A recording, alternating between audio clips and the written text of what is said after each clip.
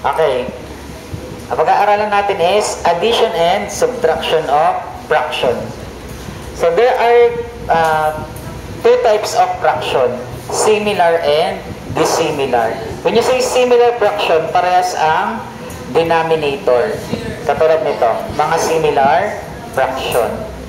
Okay. How do you add or how do we add or subtract similar fraction? So ganito lang. Okay. So, kukopyahin mo lang yung denominator, 8. 4 plus 3, 7. So, that is the answer. This is the answer. Any question?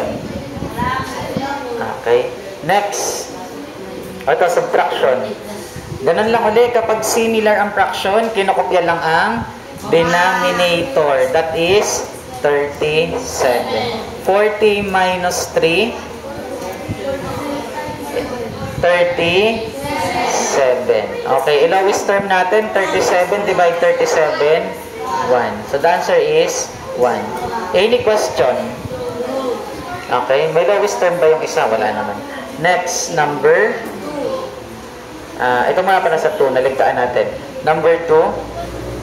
Okay, subtraction. Okay. So, anong gagawin sa denominator? Kapag parehas, kukopyahin lang. Okay? 7 minus 1? 6. So, the answer is 6 over 10. Pero pwede pa siyang lowest term. Yung sa lowest term, mahanapan mo siya ng greatest common factor, GCF. Ano? Hanapan natin ng GCF. Ano ba GCF? Yung greatest common factor nila, common na factor. Sa 6, anong factor ng 6? 3. Diba 3? 3 or 3 times 2, 6. Ano sa 10? 5 times 2. 5 times 2. So, para sila merong 2. So, divide natin sa 2. 6 divide 2, 3. 10 divide 2, 5. Okay. Lowest term na ba to? Para malaman mo kung lowest term na, wala na bang pwedeng pang-divide sa kanila?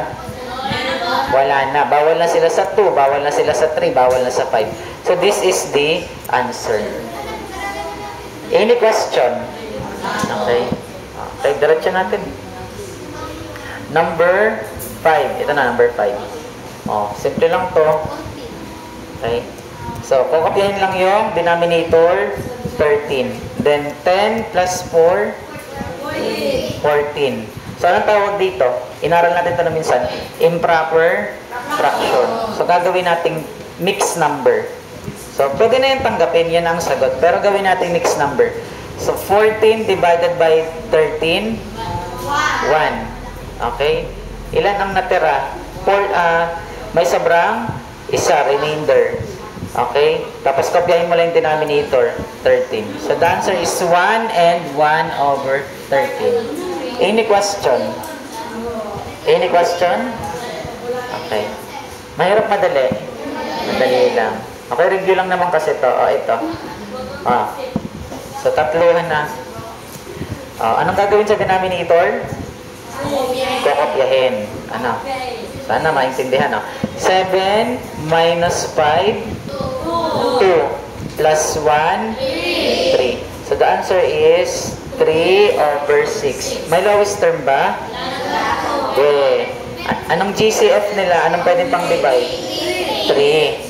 Okay, 3. 3 divide 3, 1. 6 divide 3, 2. So, the answer is 1.